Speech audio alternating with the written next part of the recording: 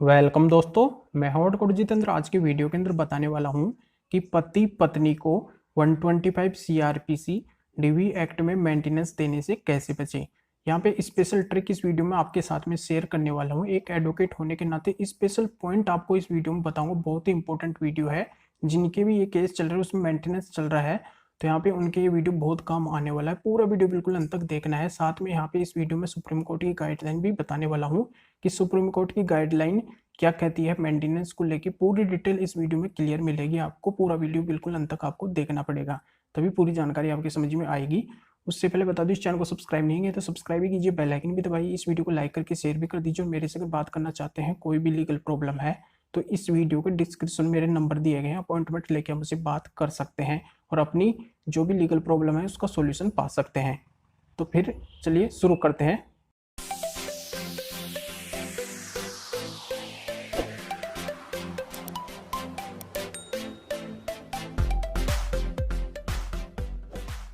तो यहाँ पे मैं क्लियर कर दूं कि मेंटेनेंस से बचने के लिए आप केस के स्टार्टिंग में भी कदम उठा सकते हैं।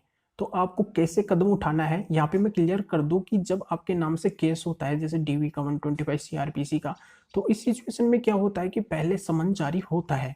तो समन जब जारी हो तो उसका रिप्लाई आपको देना होता है।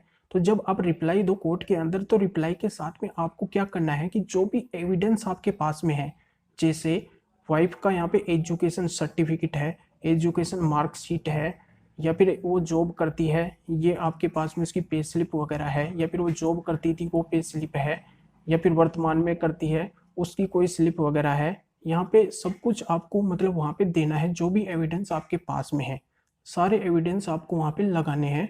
उसकी एजुकेशन हो, जॉब हो, इनसे रिलेटेड वो एविडेंस आपको देने हैं। यहाँ पे अगर कोई रिकॉर्डिंग वगैरह भी हो, जैसे वो बोल रही है उस रिकॉर्डिंग के अंदर कि मैं आपसे पैसे लूँगी, इतने पैसे दो मेरे को तभी मैं सेटल करूँगी इस केस को, जब भी मैं इस केस को वापस लूँगी, या फिर वो आपसे कोई भी डिमांड वगैरह करती है, यहाँ पे कोई धमकी वगैरह देती है, ऐसी कोई रिकॉर्डिंग आपके पास में है, तो वो एविडेंस भी आप वहाँ पे दे सकते हैं, दिखा सकते हैं। तो ये आपको सबसे पहले रिप्लाई के साथ में करना है, यानी कि ये आपके वकील है वो करेंगे वहाँ पे कोर्ट के अंदर। रिप्लाई के साथ में वहाँ पे आपकी बात रखेंगे, जो भी एविडेंस है एविडेंस के आधार पे। तो ये सबसे इम्पोर्टेंट पॉइंट आता है कि जब आपका केस स्टार्ट हो उसी टाइम पे अगर आपके पास में जो भी एविडेंस है, यानी कि आपके फेवर में जो भी एविडेंस है और वाइफ के अगेंस्ट जो भी एविडेंस है, वो एविडेंस आपको कोर्ट में सबमिट करने हैं, यानी कि कोर्ट में दिखाना है रिप्लाई के साथ में ही। जिससे क्या होगा कि वहाँ पे मजिस्ट्रेट साहब पे इन पे फर्क पड़ेगा। वो देखेंगे कि बिल्कुल यहाँ पे स्टार्टिंग में ये लग रहा है कि यहाँ पे फॉल्स केस है, झूठा आरोप लगाया गया है और यहाँ पे इतना मेंटेनेंस नहीं बनने वाला है। तो वो क्या है कि देखा जाएगा वहाँ पे सब कुछ देखते हुए। और यहाँ पे जो इंटरिम मेंटेनेंस की बात आती है, तो इंटरिम मेंटेनेंस बनेगा तो बहुत कम बनेगा, यहाँ पे ये बात बता देता हूँ, या फिर बनेगा ही नहीं। तो ये यहाँ पे क्लियर हो जाता है। अब सेकंड आपको ये करना है कि अगर वाइफ क्या करती है कि वो केस वहाँ पे फाइल करती है, उस सिचुएशन में क्या करती है कि आपकी जो सैलरी होती है, आपकी जो इनकम होती है, यानी कि जो हस्बैंड की इनकम होती है, वो बढ़ा चढ़ा के लिखवाती है। तो फिर आपको क्या करना है कि आपकी जो भी स्टेटमेंट है, पे स्लिप है, वो वहाँ पे पेश करनी है और आपको वहाँ पे ये बताना है कोर्ट में कि मेरी इतनी इनकम नहीं है, मेरी तो केवल इतनी ही इनकम है।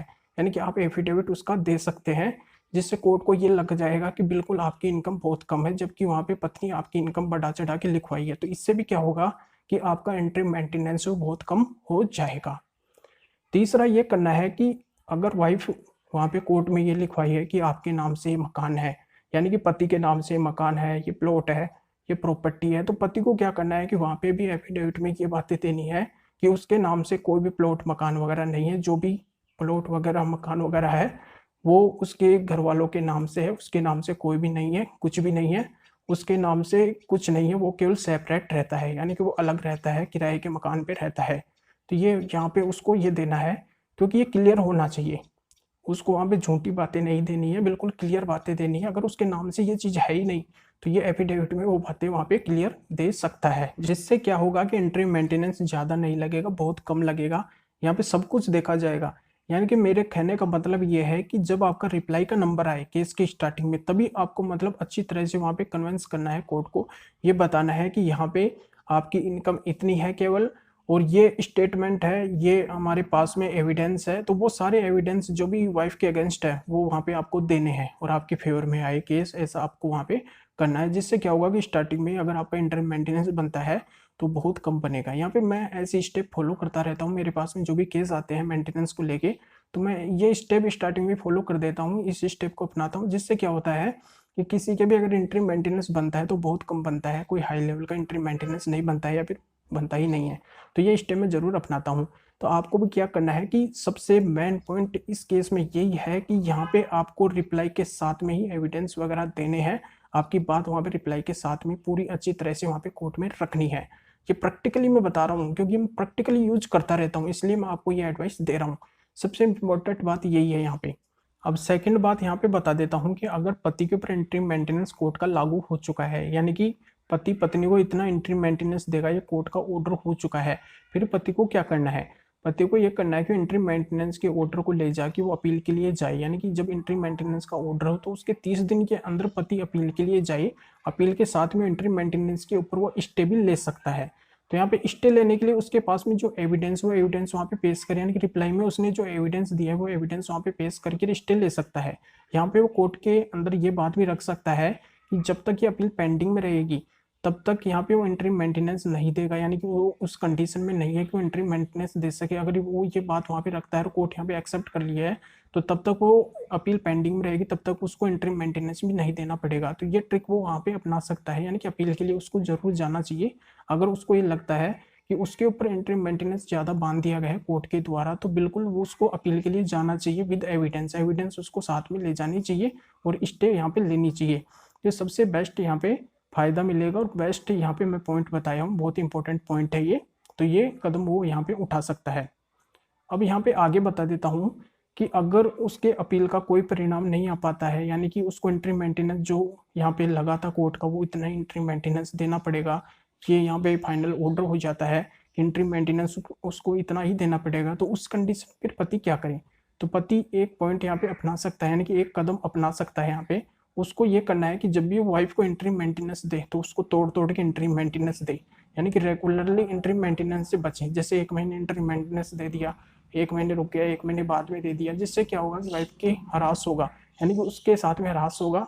हरास होगा तो वो क्या होगी, दबाव में आ जाएगी। तो इस तरीके से भी आप इंट्री मेंटेनेंस दें तो मतलब रुक रुक के, जैसे आप आधा इंट्री मेंटेनेंस अब दे दिए, आधा बाद में दे दिए, तो इस तरीके से भी आप इंट्री मेंटेनेंस उसको चुका सकते हैं। तो ये कदम यहाँ पे उठा सकते हैं।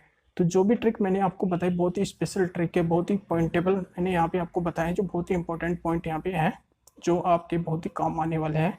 तो बहुत ही इंपॉर्टेंट वीडियो है, बिल्कुल इस वीडियो को लाइक करके शेयर कर दीजिए और लोगों को भी इस जानकारी का पता चल सके। तो फिर आगे मिलेंगे आपसे नए वीडियो नए टॉपिक के साथ में। आप सभी का बहुत बहुत धन्यवाद।